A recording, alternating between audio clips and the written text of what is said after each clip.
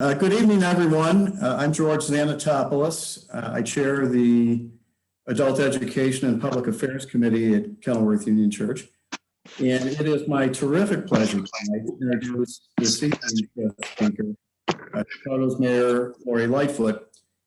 Mayor Lightfoot has had a very long and distinguished career. She's one of the city's finest lawyers, in my opinion.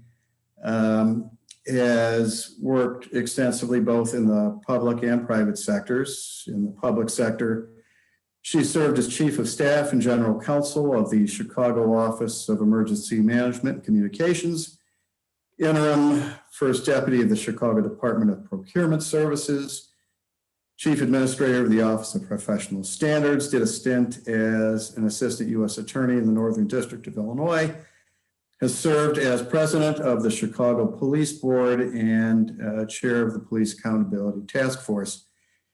In the private sector, and where I got to know the mayor well, and as a terrific colleague, she was, before her election in 2019, a partner in the Mayor Brown litigation group, and I can report as a terrific trial lawyer as well. And because you want to hear from Her Honor and not me, let me just welcome the mayor and thank you, Mayor Lightfoot, for taking time to be with us this evening. And let me turn the floor over. Thank you, George. Some of you are probably thinking, why in the world is the mayor of Chicago on this Zoom with our church? Well, the simple answer is because George asked me to. George and I have known each other for 30 plus years. We've had a long friendship. Quiet as it's kept, George's wife, Karen, was on my hall at Michigan when we were freshmen. So our connections go back long and deep. So thank you all for joining this evening, and I'll make a few brief remarks and then we'll open it up for questions. And as George can attest, I am extraordinarily candid. So I will be happy to answer any question that you have. It goes without saying that there's a great synergy and connection between Chicago and its suburbs. Chicagoland is not just a trivial notion, and it's something that I take very seriously. From really the very beginning of my term as mayor, I have had a deep connection with mayors and village presidents from really around the area. And that bond really got deeper and stronger as we were all struggling to cope with the effects of COVID-19.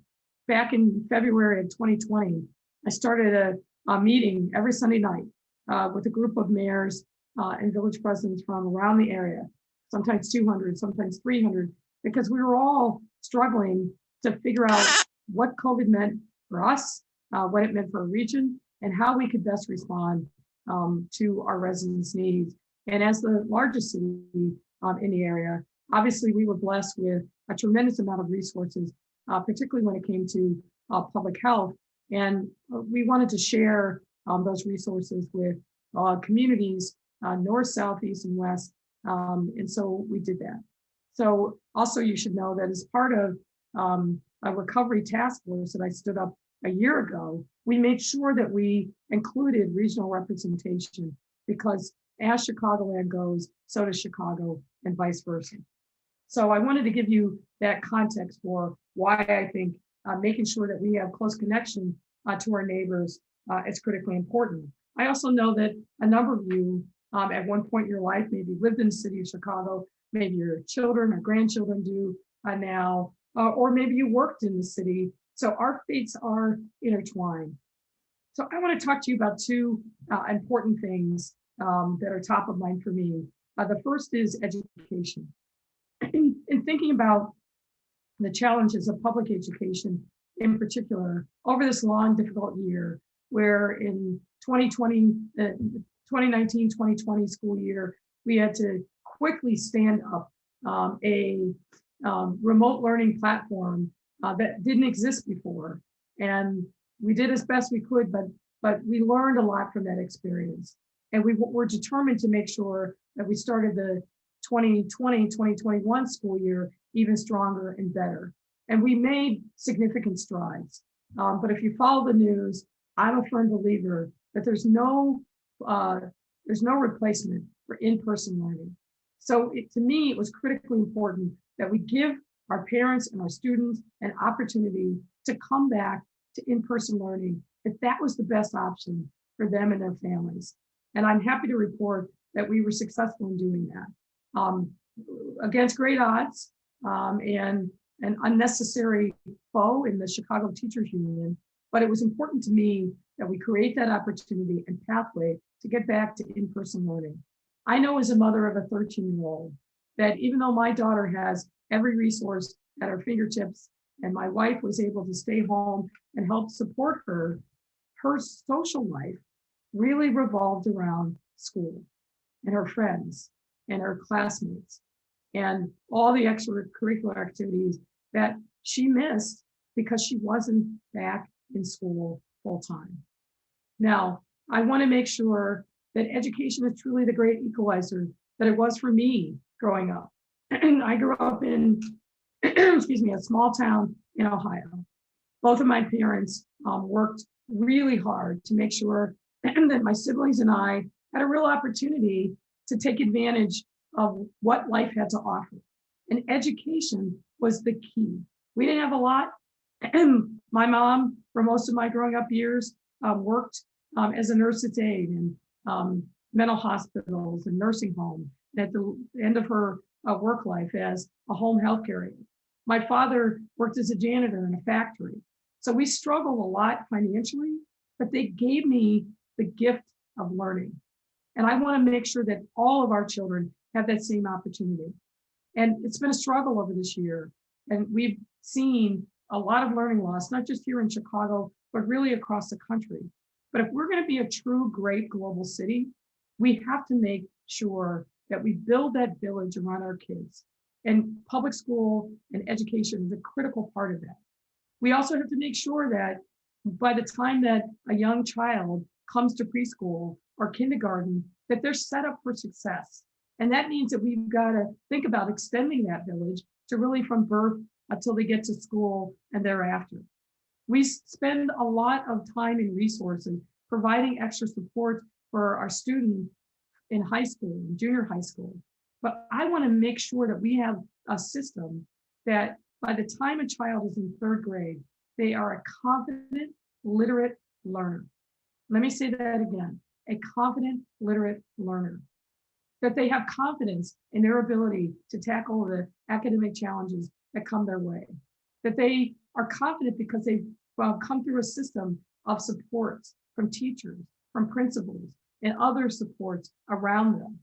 And that they are learners, that they find the love of learning that I found really early on in my public school education, because that is what will set them up for success. That will be the thing that opens up their eyes to the possibilities that the world presents to them. And that's the thing that will put them on their pathway to either college or career, whatever the fates allow. But if we don't do that and set them up for success and make sure that that foundation is solid by the time they're in third grade, then they're always going to be struggling. They're always going to be behind. And I know from my own experience in life, but I also know now as mayor of our city, that when we neglect our human capital, our human talent, and our kids, it's not cost-free. That cost manifests itself every single day, not only in the extra supports that we have to put in to education, but when children don't feel like school offers something for them, they drop out.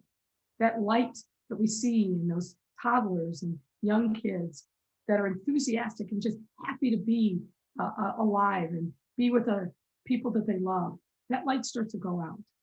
We've got to make sure that that light never dims, but in fact that it grows stronger. And that's why you'll hear me talk even more about creating that village. And CPS has made remarkable progress over the years, increasing graduation rates. When I came to Chicago in 1986, the high school graduation rate for CPS students was 40%. 40%. Think about that. Now it's in the 90s. And that's because of the incredible progress that's been made. We have new highs in college enrollment and scholarship levels. Universal pre-K has been an absolute game changer for our kids, and along with a number of capital investments to really improve the learning environment the expansion of school support staff, nurses, counselors, and other aides, and much, much more. And these achievements not only enhance the success of our students, but the success of CPS and the success of our entire city and region as a whole. And while, of course, we hope that our Chicago students are going to stay close to home, we also know that they're going to travel far and wide to seek out what the world offers to them and really pursue their God-given talent. But we want to make sure that if they leave Chicago, that they leave with a solid foundation and a strong memory of the supports and the love that we've given them. Some of you may know this, that George Anatopoulos, our moderator for tonight, is a product of CPS and went on to law school and had a successful law practice, both at the firm where we met, and then later at a different firm, and now is retired. So we need those kinds of success stories all across our city and across our region. The other thing that I wanted to just touch upon with you tonight is the business scene here in Chicago. We've seen the kind of economic meltdown that we haven't seen really in a generation, and maybe not since the deep depression in the 1930s. A catastrophic meltdown, particularly hard felt by industries that rely upon customers and foot traffic. Our hospitality and tourism industries, our arts and culture communities, our restaurants, our bars. But I'm happy to tell you that I believe that we are on the road to recovery. Just this morning, the governor and I announced that our convention and tourism business is back. We're going to see the return of the Great Chicago Auto Show. It's going to be in the middle of July, and someone remarked today, Christmas in July. And I intend to make sure that we do it upright with tremendous fanfare. But how have we gotten here? We've gotten here because of the sacrifices that you and so many others across our region have made, following the public health guidance, doing the things that were necessary to save lives, and hopefully taking advantage of the vaccine. More work to do there in the city of Chicago, to be sure. But now, for the first time since we started vaccinating in December, we have more vaccine available. Appointments are easy to find. It's not like what was characterized as the Hunger Games in the early days. We've got vaccine aplenty, but we've got to do more to keep educating people about the safety and efficacy of the vaccine and why this life-saving vaccine is going to help us quickly get back to some sense of our old life. Now, look, the truth is we didn't just push pause on 2019. We have gone through an experience that we'll remember for the rest of our lives. And in some ways, it's fundamentally changed our lives. And I hope ultimately for the better. There's a lot of lessons that we're going to learn from 2020. And I don't know about you, but I'm still, I'm peeling that onion. But the thing that I know is that our Chicago city and our region is incredibly resilient. People have really stretched themselves and given them themselves in really profound ways to help neighbors that maybe they know, but in a lot of instances, neighbors that they didn't know, making donations, engaging in charitable acts of kindness, and just being there as a friendly voice on the phone or a knock on the door to make sure that your neighbors are doing well. That's the kind of resiliency that we will build a great, robust, equitable, and inclusive recovery. Let me give you a couple of data points of why I feel so optimistic about our recovery. Even over this past year, we've had 31 companies relocate to the city of Chicago. And these are businesses that literally could choose anywhere in the world to go, but they're choosing Chicago and the Chicagoland region. Why?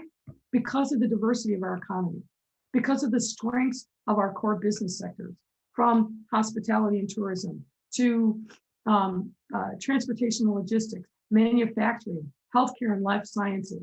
The list goes on and on, but we remain the envy of cities across our country because we have a strong, robust, and diverse economy and a talented workforce to fill the jobs of today and tomorrow. So that's why I feel incredibly optimistic. Over the course of this last year, even as our businesses have struggled, we put in to small businesses through grants and loans over $100 million. That is double New York and LA combined. So that's a remarkable accomplishment because we know how important small businesses are to the health and welfare of our communities. They stabilize communities just by their mere presence. They hire from the neighborhoods and they give back in the economic engine that they create as a result of creating businesses and jobs and growth in our city. So those are some of the things that make me very optimistic about our future. I've said this multiple times that I believe the summer of 2021 will look more like the summer of 2019 and the summer of 2020. But we've got to keep being diligent. We've got to make sure that everyone we know gets a vaccine and continues to practice the public health guidance that we know has served us well and saved lives over this very difficult year. We've gone through something that I hope we never go through in a lifetime, a global pandemic, a significant economic meltdown, civic unrest following the murder of George Floyd, and more and more and more. But still, we have hope, we have perseverance, we have resiliency, and it gives us the hope that tomorrow is going to be a better day than today. And so despite all these challenges that I certainly never expected to encounter as mayor of the city, I remain very hopeful, very optimistic about the future of our city and our region. And it's because of the people and everything that happens that you all help create because of your bet on Chicago and the Chicagoland region. That makes me optimistic. So I'll stop there and happy to take your questions. See, for those with questions, perhaps you could just raise your hand or identify yourselves in the chat function, and Christine will let people in. In the meantime, this is usually the place in the program where the moderator would throw a softball to the speaker to transition, but you know better. So let me start with a more interesting question, which is this. You raised briefly the role of the CTU in making opening schools challenging. Obviously, elected school boards become the issue of the day, or an issue of the day. And it's hard to see an interest that's more concentrated in one of those elections and has more sustained force to elect candidates than the CTU. I wonder if you could expand a little bit on your thoughts about how best to manage that process if we're really thinking about students and taxpayers. Well, I mean, I think you hit the nail on the head. There's a current proposal pending in Springfield that's passed the House and pending in the Senate. And we are working hard, not only to defeat it, but to offer a real alternative, in part because it has nothing to do with supporting our children. It's all about carving up power and political power. And so first and foremost to me, when we think about a different governance structure for the Chicago public schools, we've got to do one that, in my view, really reflects a couple of core values. Number one, puts our students first and make sure that parents actually have a seat at the table. So if you look, for example, at Los Angeles, the Los Angeles Unified School District, they went to a fully elected school board a few years back. Just one of those races, was $1 million race. So think about that. Was the average parent going to be able to vie for one of those seats? Do you think that parent voices and look at the diversity of our school population? 74% of our students are eligible for free or reduced lunch. We have a lot of single parent households, and we've got a lot of people who are struggling financially. They're not going to be able to come up with $1 million to run for a school board seat. We also have a significant portion of our school district that is undocumented students and parents. The current bill that's pending in the General Assembly cuts them out. It disenfranchises them. It doesn't give them any opportunity to have a vote or a voice or a seat on a school board. That doesn't make sense to me. Also, the thing that's important for people to recognize, every single year, the city of Chicago subsidizes CPS to the tune of $500 million annually. Now, the largest chunk of that expense is related to supporting pension payments for a number of CPS employees. But there's 150 million more dollars that we provide that comes from taxpayers to help shore up the finances of CPS. So the bill under consideration would take away mayoral control over the school board, throw it to 21 elected members from all across the city, disenfranchise our undocumented population, but still make the taxpayers of the city of Chicago foot the bill for a system over which we'd have little to no influence. Makes no sense, and doesn't do anything to support equity, inclusion, and making sure that we're doing the right thing for our students. So I've laid down a pretty strong marker about where I am on that. This can't be about the politics. It's got to be about the people, and the people that matter most in a school system are the students and their parents. All right, thank you. We have a question from someone in the group while we're on education about what you think concerning how school voucher systems might work in cities like Chicago. Well, look, school vouchers really came into vogue in the 70s and 80s because the quality of public schools across the nation were so poor. And so the idea was to give parents, particularly low-income parents, an opportunity to go elsewhere. I think you solve the problem by demanding more accountability and improving the quality of education and not, in effect, managing around it. Look, we've got a lot of charter schools. We've got a lot of options in the city of Chicago. The Archdiocese schools in the city of Chicago is the largest Catholic school system in the country. We've got a very robust charter school system and private schools. But the bottom line for all of us is we've got to make sure that we're providing quality education in every neighborhood so zip code doesn't determine the destiny of our kids. So I believe that we've got to give options. I'm not a big fan of vouchers, but I do believe that we've got to really change the quality of education and continue on an upward trajectory. And public schools have to lead the way in that. And another question was, sorry, I'm trying to manage the chat room, which I'm not very good at, whether there are changes in leadership in the school board that might alter the relationship between the board and the CTU. Look, I think the thing that you have to recognize about the Chicago Teachers Union, it's not like just a union. They believe that they're a political movement. I fully expect that they will run a candidate against me, just as they supported a candidate who ran against me in the runoff. They want power, and what they're about is about accumulating and expanding their power. And I want to be clear to separate the union leadership from teachers. I think most teachers love their students.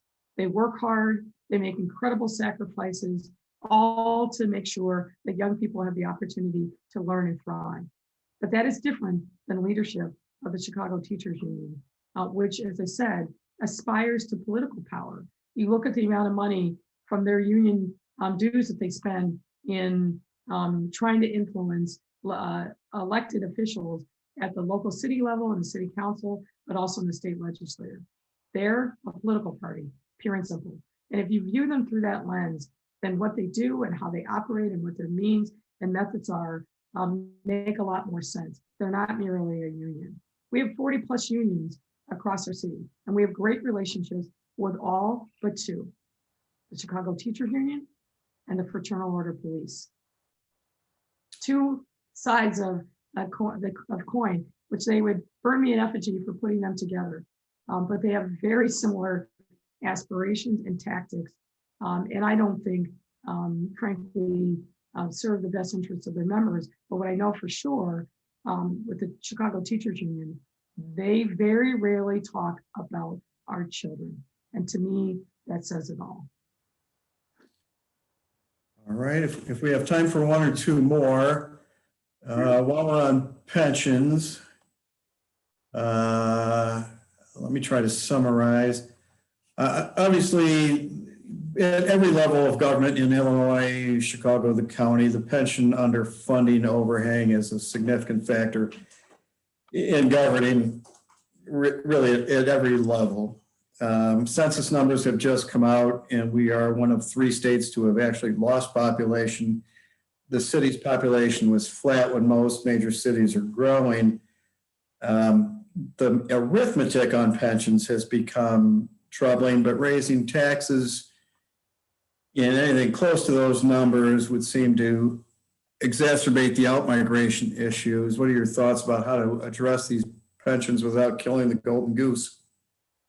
Well, look, the bottom line here is we know exactly what we need to do, but we have lacked the political will to do it. If I could solve the Chicago pension issue, we have 4 pension funds. Every single one of them is grossly underfunded.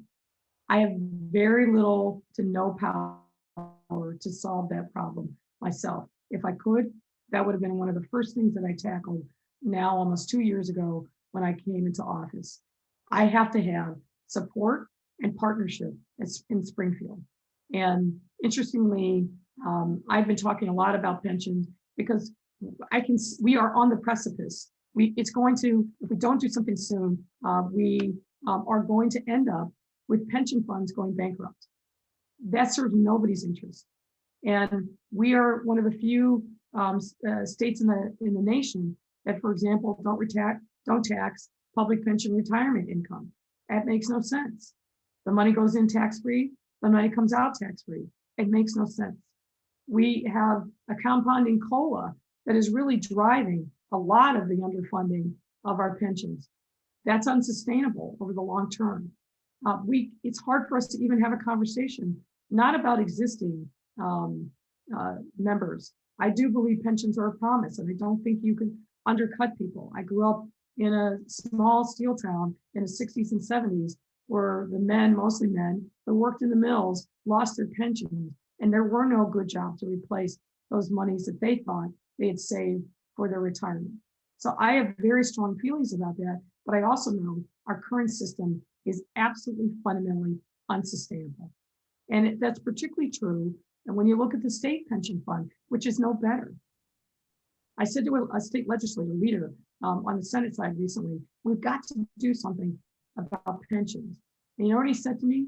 We tried that once, and it went up to the Illinois Supreme Court, and he invalidated what we're doing. So there's really no appetite to do that again. That is a complete abdication of which should be the core responsibilities of our state legislators, to make sure that our fiscal house is in order. But I'm like a unicorn. I feel like I'm an anomaly, talking to myself about the fact that we've got this crisis. It's going to take the governor to step up, and it's going to take the leaders of the General Assembly and the Senate to recognize we are on a sinking ship. And if we don't do something and do something soon, but you've got to have the political will, you've got to bring organized labor to the table, and you've got to get them to recognize that even if they have a different pension fund and their pensions, the leadership pensions are secure, their members are not. And if they don't do something now, we're going to regret it. But I remain hopeful that we'll be able to get something done. And I know for my part, I'm going to keep pushing and talking about it because we're in a crisis and we've got to face the hard facts and the truth and use the various tools that we all know. We just got to muster the political will to be blunt, to have the guts to do the right thing.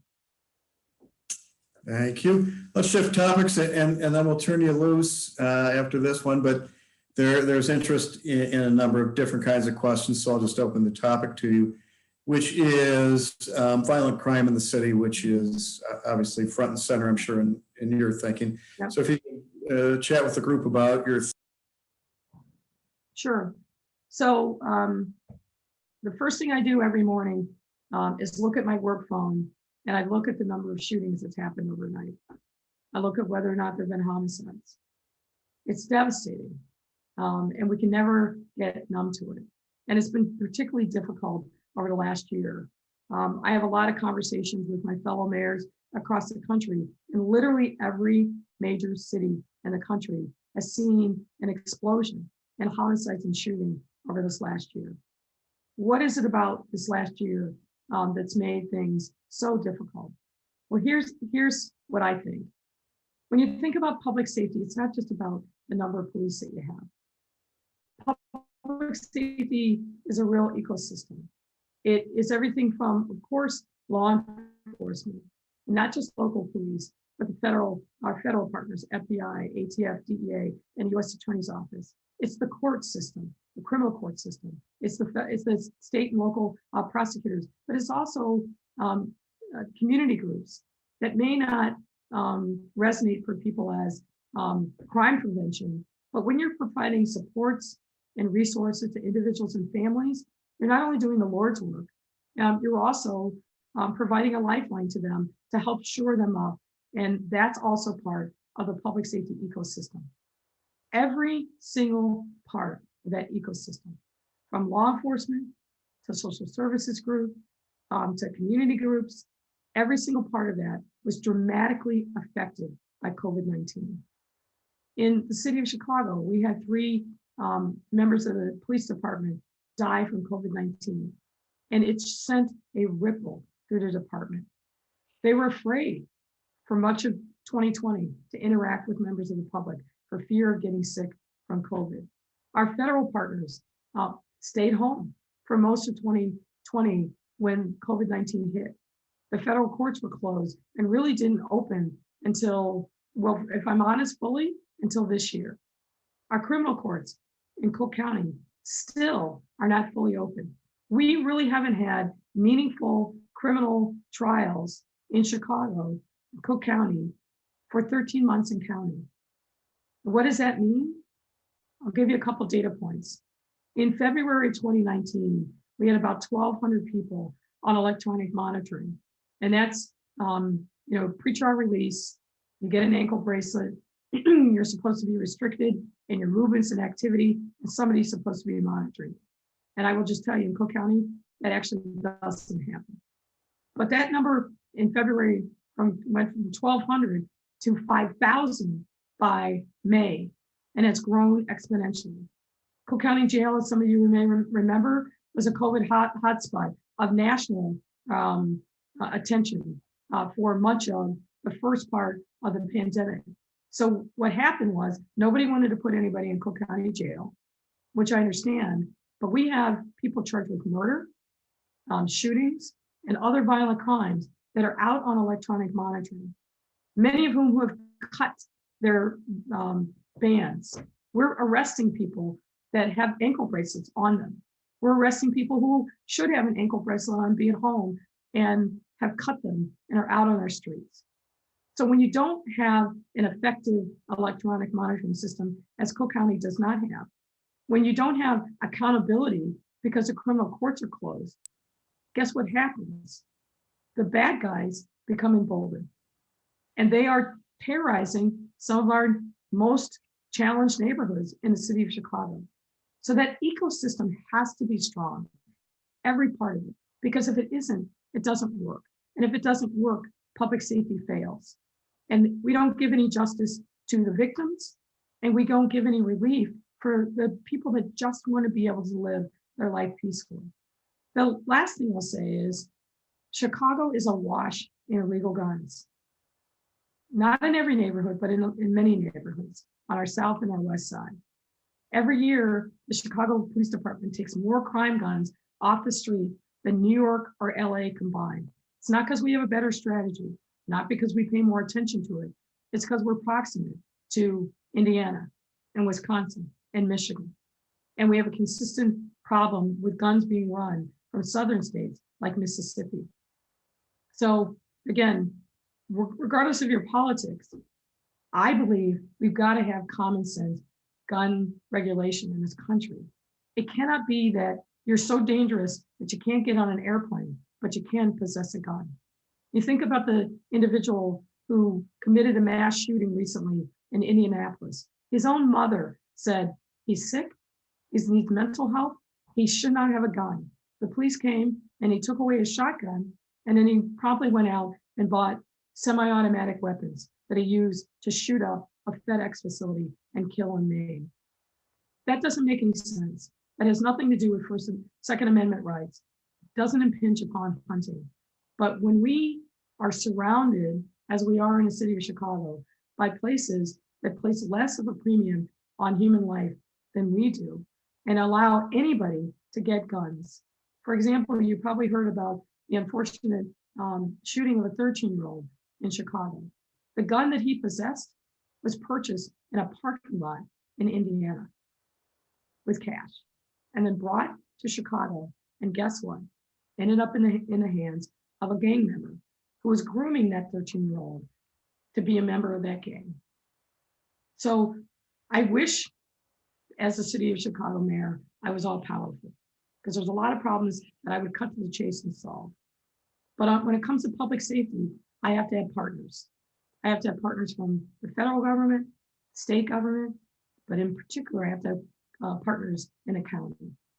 If we are all working together in the name of public safety, we can solve a lot of these problems. We can reduce a lot of these problems, and we can bring peace to neighborhoods. But we can't work in silos. We can't work against each other. We've got to work together.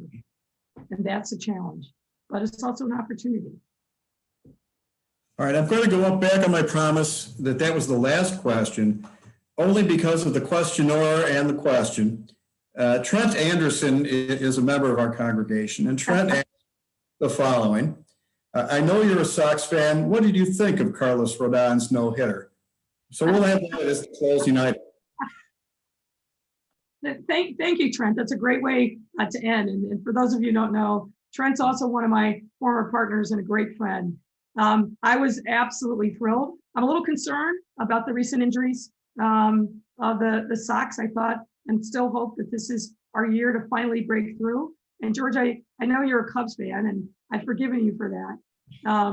But I'm hoping we have some excitement on the South side, at least, when it comes to baseball this year. And you know, as a Michigan grad, I'm still wrestling with the Justin Fields acquisition as quarterback for the Bears. But hopefully we'll see a better Bears team take the field at Soldier Field this fall as well. All right, Your Honor, thank you so much for spending time with us. I can't tell you how delightful it was to be with you, as always.